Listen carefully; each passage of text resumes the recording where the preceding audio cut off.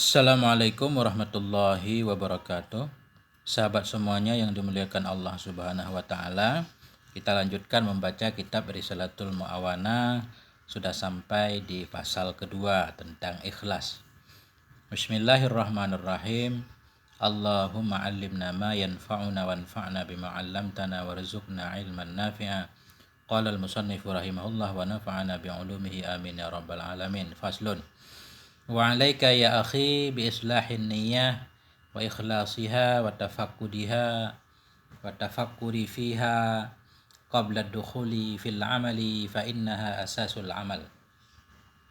Wa 'alaika hendaklah engkau ya akhi wahai saudaraku bi islahin niyyah untuk memperbaiki niat, wa ikhlasiha dan mengikhlaskan niat, wa tafakkudiha dan mencarinya niat. Tafakkudiha mencarinya niat. Ketika niat enggak datang, kita cari dia, kita hadirkan. Wa tafakkuri fiha dan berpikir padanya niat qabla dukhuli sebelum memasuki fil amali dalam amal. Kenapa? Fa innaha karena bahwa sungguhnya niat itu asasul amali, fondasi amal. Jadi musannaf Syekh Abdullah rahimahullah mengajak kita untuk memperbaiki niat. Kalau niat kita belum baik, perbaikilah.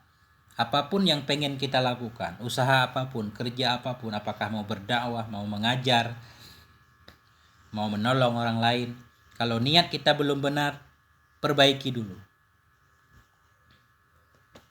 Kemudian wa ikhlasiha, hendaklah kita mengikhlaskan niat. Begitu juga sama, kita berdakwah mengajak orang kepada Allah. Perhatikan, sudah ikhlas belum niat kita? Kalau belum, ikhlaskan dulu. Pengen bekerja, berusaha, mengajar, apapun, pengen menolong orang lain. Ikhlaskan niat. Karena penting banget ikhlas ini. Apapun yang kita lakukan atas dasar keikhlasan, insya Allah akan bertahan lama. Tapi kalau apapun yang kita lakukan karena embel-embel ini itu, sedikit tantangan saja sudah membuat kita lemah. Apalagi perjuangan. Kalau perjuangan dilakukan dengan ikhlasan pasti akan bertahan.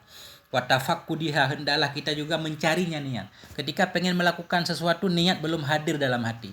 Niat baik belum datang, hadirkan dulu. Ini artinya tafakkur itu mencari-cari, melihat-lihat ke dalam hati. Hadir enggak niatnya? Wa tafakkuri fiha dan berpikir padanya niat qabla dukhuli fil amal, sebelum memasuki amal.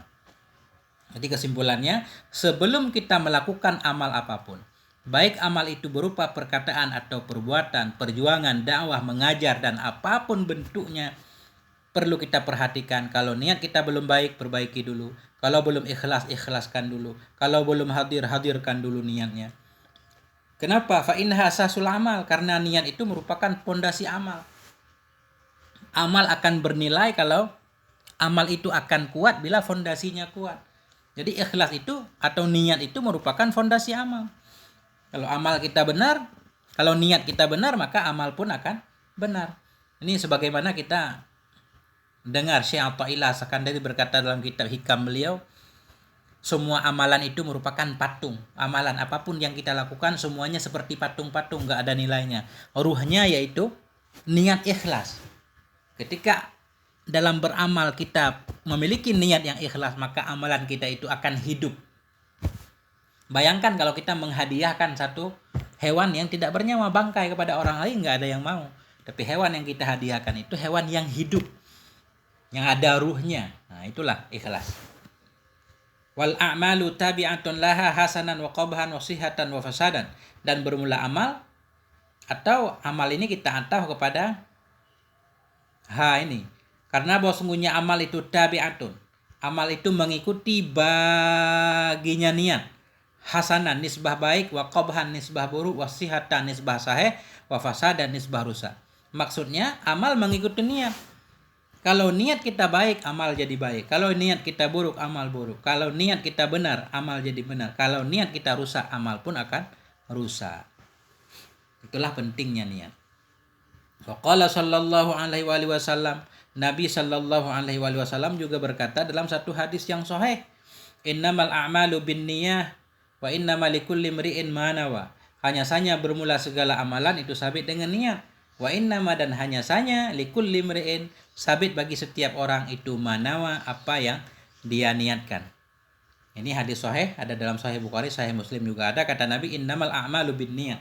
Hanya saja semua amalan. Artinya semua amalan itu baru dianggap, baru sah, harus ada niatnya.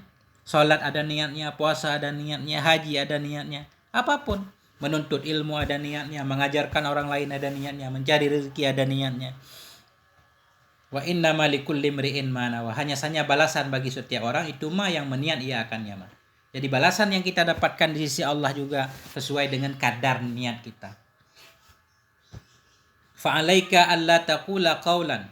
Maka hendaklah engkau wahai saudaraku alla taqula, bahwa tidaklah engkau mengatakan akan satu perkataan, wala ta'mala amalan, tidaklah engkau mengamalkan akan satu amalan, wala ta'zima ala amrin, dan tidaklah engkau berazam untuk melakukan satu urusan, illa wa takunu nawiyan bidzalika takarruba, melainkan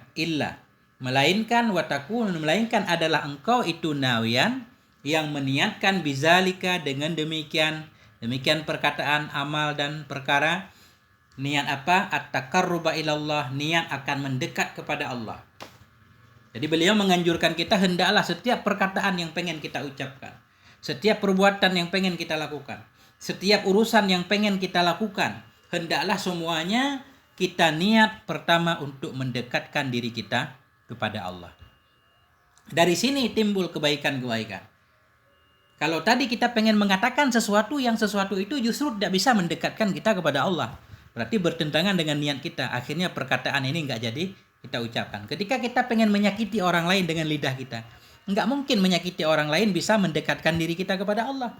Karena itu kita nggak mungkin mengatakan sesuatu yang menyakiti orang lain, nggak mungkin mengamalkan sesuatu yang bisa merusak orang lain, merusak agama dan sebagainya. Nggak mungkin kita bercita-cita untuk melakukan satu kemungkaran, karena kemungkaran nggak bisa digunakan untuk mendekat kepada Allah.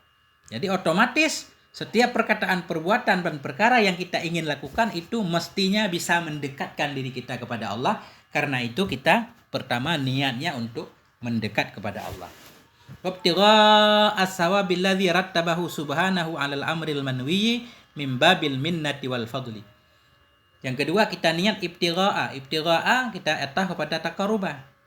Kita niat dengan perkataan perbuatan tadi ibtigha as-sawab, akan mengharapkan pahala.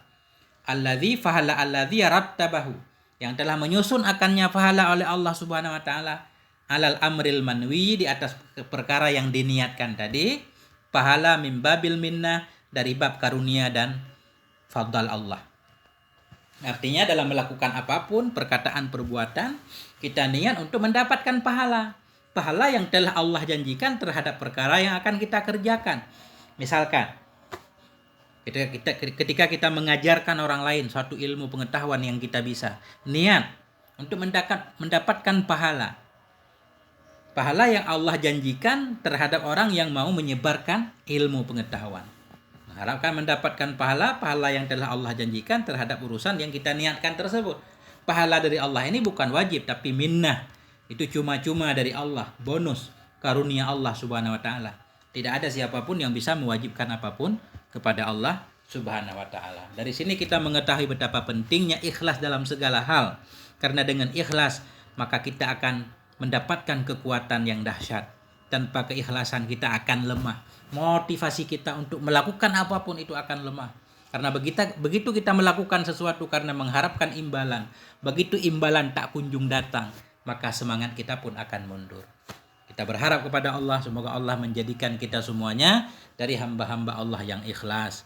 Alhamdulillah, sampai di sini. Wassallallahu ala sayyidina Muhammad wa ala alihi wasallam. Wal afwa minkum. Wassalamualaikum warahmatullahi wabarakatuh.